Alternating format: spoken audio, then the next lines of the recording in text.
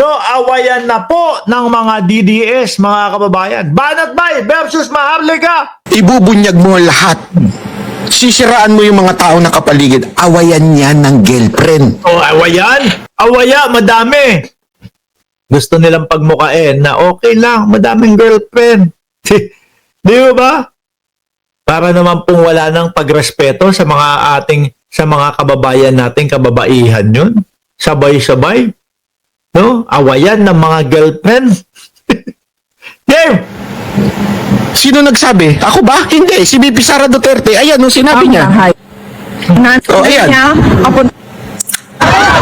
Nasaan na si Maharlika? Nahanap si Maharlika. Nagagalit na din po ata ang vice-presidente kay Maharlika. Oh. Ito si Maharlika. Ano yung sinabi ni Maharlika? Ano yung kinontent? Si BP Sara na nagsabi. Yung edits daw. Yung edits daw. Di ba? Pinapakita daw ni Alpotera yung mga edits daw. Sabi. Di ba ay maganda yan. Itim siguro ang gold tab ni Duterte. Tuloy.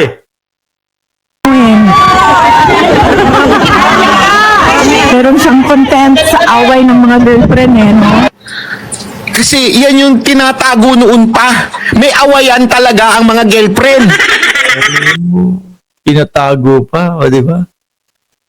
Biruin mo. Ay, tago na lang natin, wag natin pahalata sa mamamayang Pilipino. May baho din pala.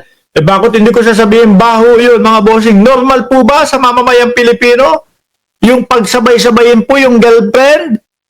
Yung magkakasama? Yung mga girlfriend? Hindi ho. Mga bossing, miski po ikaw lumabas ng bansang Pilipinas, hindi po normal yung madaming jowa.